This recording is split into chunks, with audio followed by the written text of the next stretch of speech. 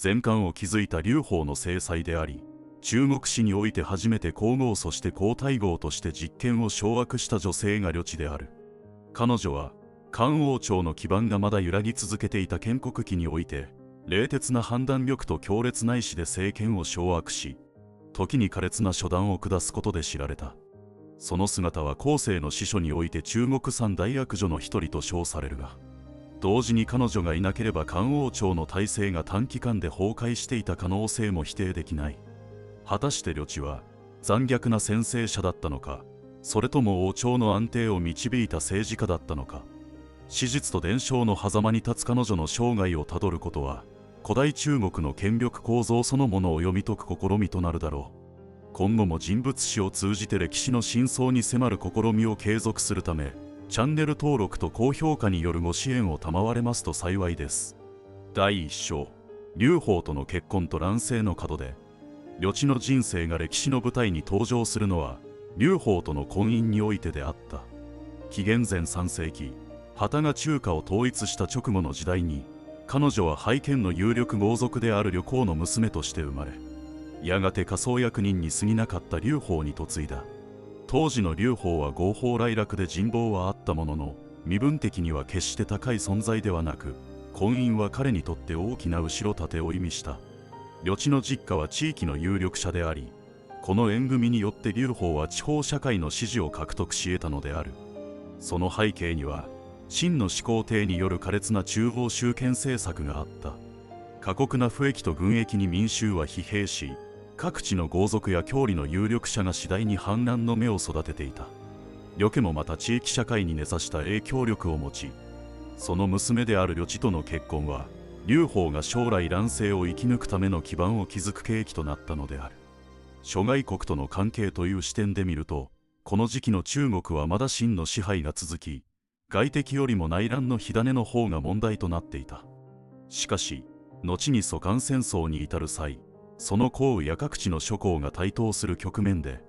劉邦の立場を補強したのが呂雉の後ろ盾であったことを考えれば、この婚姻は広域的な政治連携への布石とも言えよう。当時の民衆の感覚に目を向けると、婚姻は単なる私的契約ではなく、地域社会の秩序を担保する共同体の儀式として理解されていた。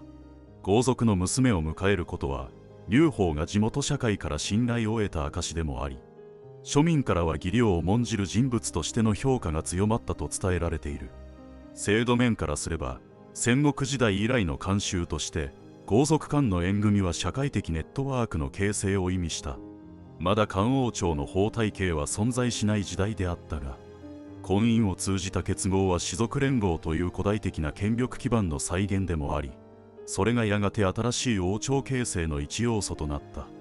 関係者の相互評価を見れば、後世の司書は呂公が劉邦の相貌を見て非凡と察し、娘を嫁がせたと記す。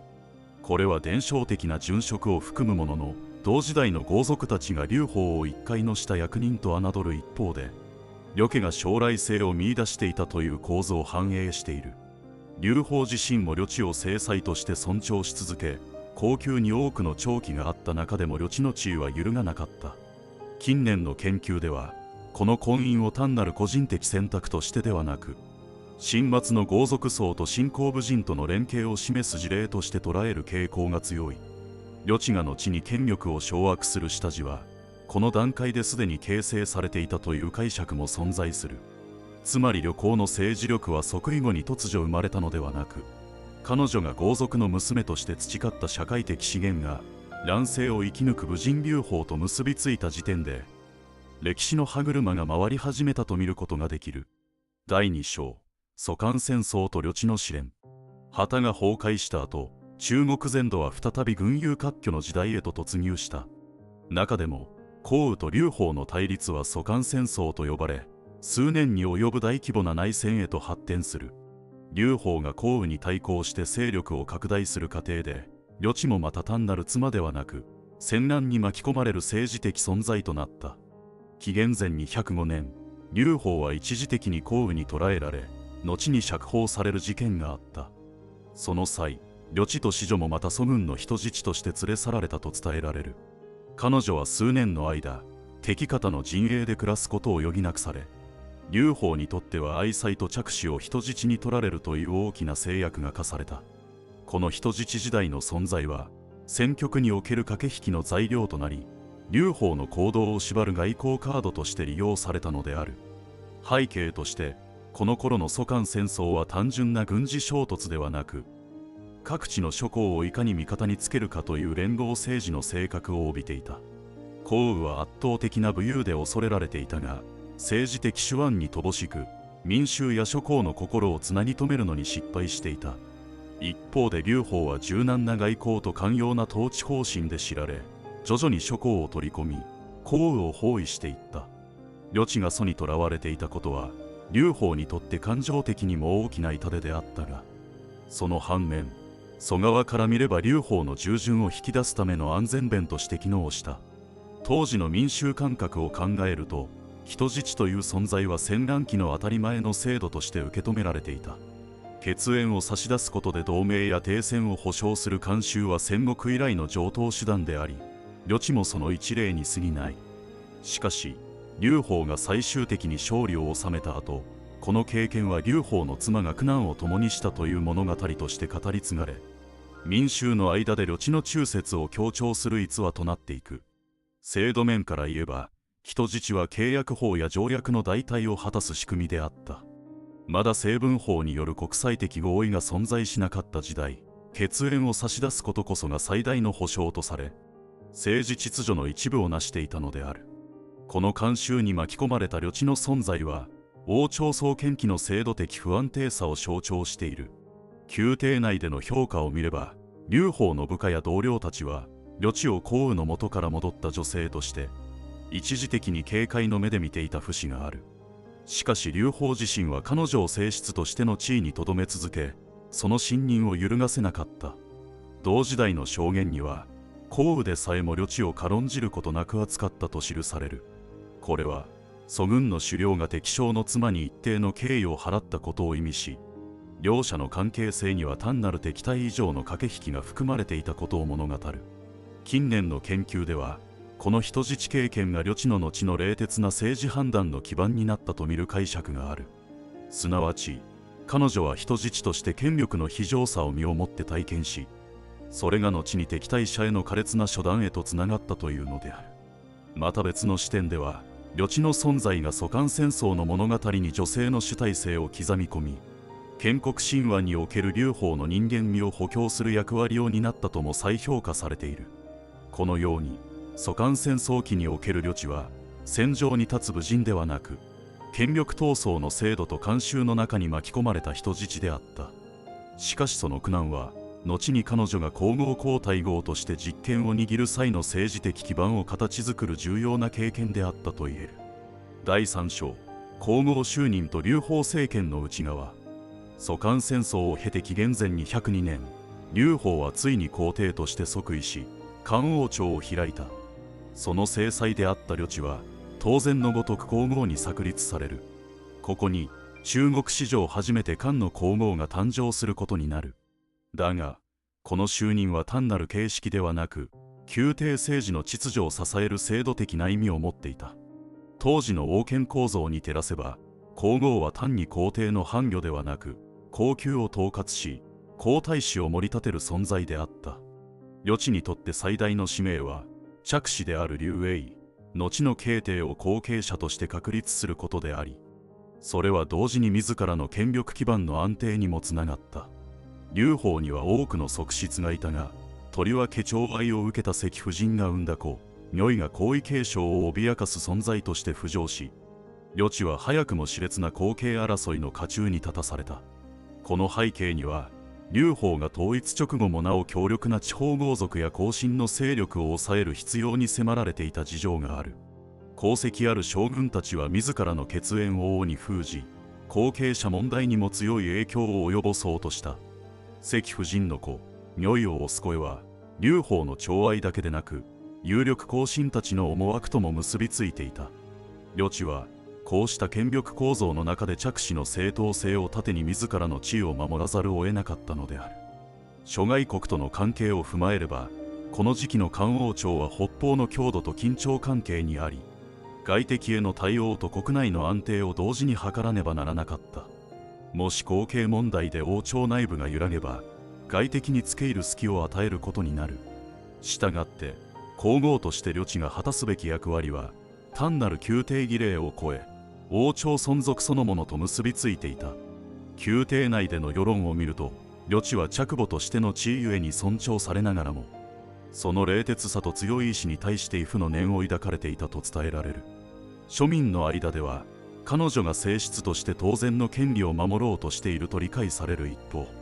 後世に伝わる残酷な逸話の邦画は、この時期から生まれていたとも指摘される。法体系の観点では、漢王朝初期にはまだ明確な皇位継承法が定まっていなかった。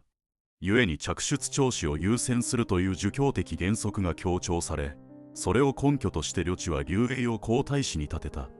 これは制度の不備を慣習と儀礼で補う典型であり、後の中国王朝における皇位継承原則の先例となった。関係者の相互評価に注目すると、劉邦自身は関夫人を溺愛しつつも、政権の安定を優先して最終的に劉永を後継者と認めた。この過程で長梁などの有力謀臣は嫡子の立太子を支持し、呂地に政治的後ろ盾を与えた。将軍たちは呂地を恐れつつも、彼女を軽視できない存在として扱った。つまり、彼女は敵対しつつ尊重される稀有な立場に立っていたのである。近年の史料解釈では、この時期の呂地を単なる嫉妬深い皇后としてではなく、制度的な不安定を埋め合わせた初期漢王朝の秩序の担い手として評価する傾向がある。後の残虐な逸話が彼女の全体像を覆い隠してきたが、少なくとも皇后時代の呂地は、王朝存続のために冷静かつ現実的な政治判断を下した存在とみなされつつある。このように、皇后就任は呂地にとって権力の中枢への登場であると同時に、後継者争いの火種を抱え込む始まりでもあった。劉邦の死が迫るにつれ、この対立は一層激化していくことになる。第4章、劉邦の死と呂公政権の始動。紀元前195年、劉邦は長年の戦いと病により崩御した。建国の英雄の死は漢王朝に大きな空白をもたらし、その空白を埋める存在として浮上したのが呂地であった。劉邦の嫡子である劉永が慶帝として即位したものの、まだ若年で政治の経験に乏しく、実権は皇太后となった呂地の死に集中していった。ここに呂公政権の幕が開く。この背景には、漢王朝の建国がまだ不安定な均衡の上に成り立っていた事情がある。諸将後進の勢力は健在で、彼らはしばしば自らの軍功を理由に朝廷への影響力を誇示した。また、北方の強度が圧力を強め、外敵への対応も急務であった。劉邦亡き後、政権を安定させるためには、後継者の権威を支える存在が不可欠であり、呂地がその役割を担ったのである。周辺諸国との関係においては、特に匈奴との対立が顕著であった。慶帝の即位直後、匈奴は漢を侮り侵攻の構えを見せたが、呂地は軍事的対決を避け、講和の道を選んだ。ここで登場するのが和親政策であり、漢の王女を匈奴の前右に嫁がせることで、一時的に国境の平和を確保した。この決断は屈辱的と受け止められた一方で、即位直後の政権が内外の危機を乗り越えるためには現実的な方策でもあった。当時の世論に目を向けると、宮廷の内外で呂地の政治介入に不満を抱く声もあった。特に儒家の士大夫層は女子の専権を批判し、慶帝の威信が損なわれることを憂慮した。しかし庶民にとっては、戦乱の続いた時代からようやく落ち着きを得たことが重要であり、呂地の施策は苛烈ではあっても秩序を維持するものとして一定の需要を得ていたと考えられる。制度的な観点からすれば、皇太后が摂政として政務を代行すること自体は先例のない仕組みではなかった。戦国時代から養子に代わって母皇が政権を補佐する例は存在した。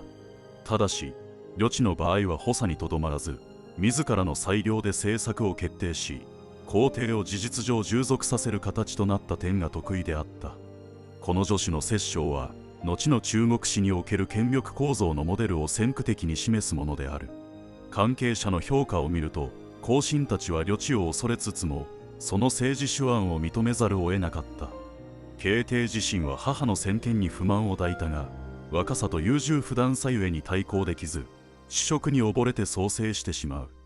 同時代の証言には慶帝は母の強権を憂い、心を病んだと記されており、呂地の支配は親子関係をも犠牲にしていたことがうかがえる。近年の研究では、呂地の政権を女性の専制とみなす従来の評価を修正する動きがある。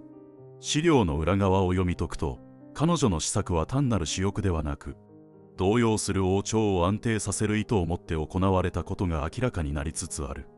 とりわけは新政策や財政基盤の整備は、後の文帝慶帝の治世を可能にする下地を築いたと評価されている。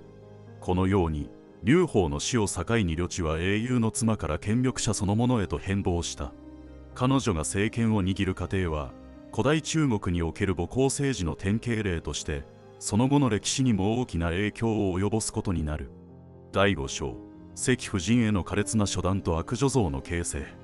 呂地が後世に悪女と称される最大の理由は、関夫人とその子、如意に対して下した残酷な処置である。劉邦の生前、関夫人は最も寵愛を受けた側室であり、その子、如意を皇太子に立てようとする動きは一時、劉邦自身の意向とも重なって実現しかけた。だが、長領や志向らの進言によって嫡子である劉永が皇太子となり、関夫人と如意は潜在的な脅威として呂地の眼差しのもとに置かれることとなった。劉邦の死後、呂地はまず如意を排除する。慶帝の時代、呂地は如意を呼び寄せて主演に同席させ、毒殺したと史記は伝える。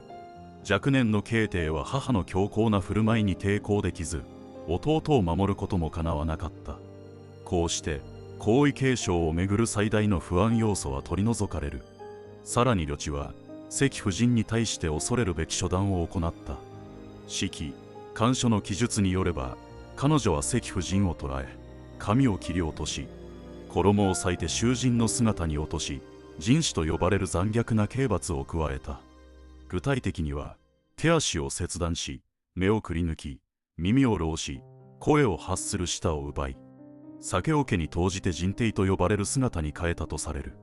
この姿を呂地は慶帝に見せ、彼は心を痛めて酒に溺れ、創世の一因になったと語られる。この残虐な行為の背景には、単なる嫉妬心だけでなく、王朝政治における権力の論理があった。後宮の長期とその子は、しばしば王朝転覆の火種となる。神末から干発にかけての混乱を知る呂地にとって、関夫人星を生かしておくことは、将来の内乱を招く危険と映ったのであろう。制度的に見れば、この行為は法の枠を逸脱した私的報復であったが、同時に潜在的な対立勢力を徹底的に排除するという権力維持の論理を体現したものでもあった。宮廷内での見方は分かれていた。慶帝や近臣は呂地の行為を恐怖と嫌悪の眼差しで見つめたが、一方で後進や外戚たちは呂氏政権の強さを実感し、彼女に逆らえないと悟った。諸外国においても、郷土や周辺諸侯は漢の後宮における苛烈な権力闘争の情報を耳にしつつ、呂地の統制力を侮らなかった。つまり、彼女は恐怖による秩序を国内外に誇示したのである。現代研究では、この人帝事件の史実性に疑問が呈されている。史記や漢書の記述は後世の儒家史観によって脚色され、女性の先見を戒めるために極端な悪女像が描かれた可能性が指摘される。近年の解釈では、呂地が関夫人星を政治的に排除したことは確かだが、その方法が史書に記されるほど残虐であったかは最高の余地があるという。とはいえ、この逸話が後世の人々に強烈な印象を残し、呂地を三大悪女の筆頭に押し上げたのは疑いない。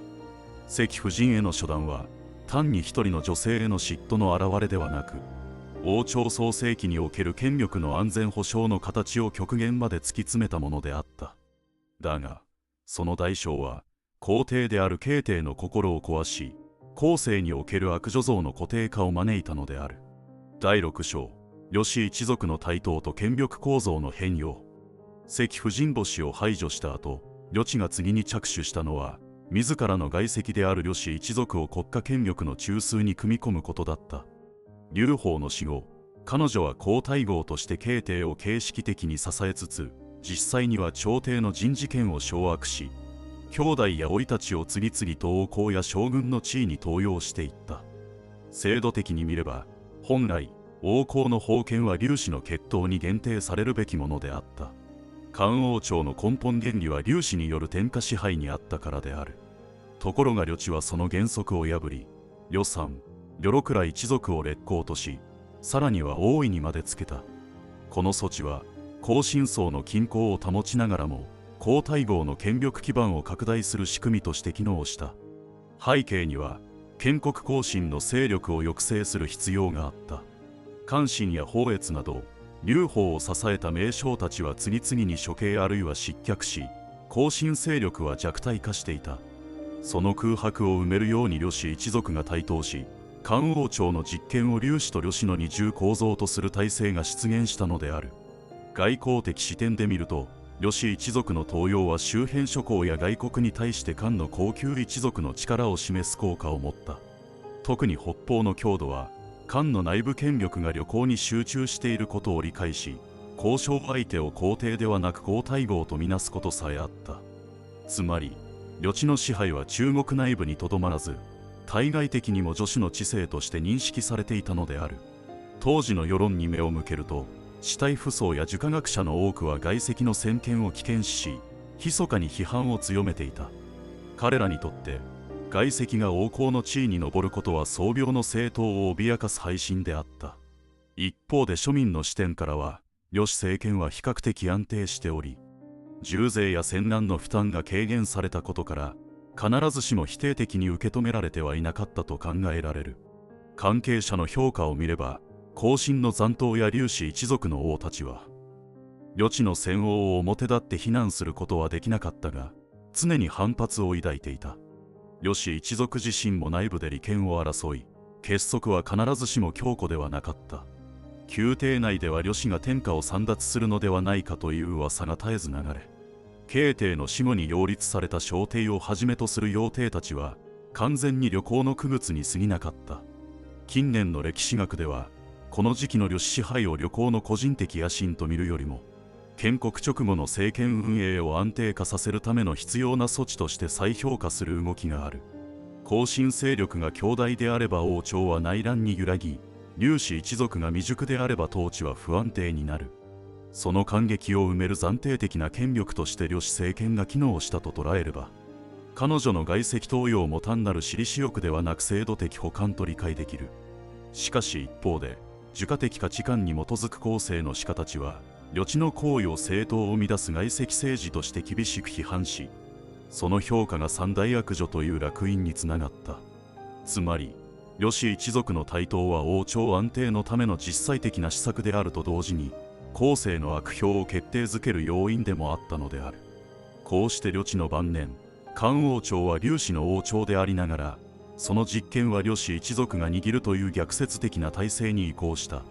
これは彼女の死後に大きな反動を呼び起こし、やがて呂氏の乱として収束する運命を内包していた。第7章、呂公の死と呂氏の乱、歴史的評価の転換。紀元前180年、呂地は70歳前後でこの世を去った。十数年にわたり漢王朝の実権を掌握した彼女の死は、ただの権力者の死ではなく、王朝の権力構造を大きく揺るがす転換点であった。呂氏一族は依然として朝廷の要職につき、複数の王位を占めていたが、彼女という統率者を失った途端にその結束は急速に崩れていった。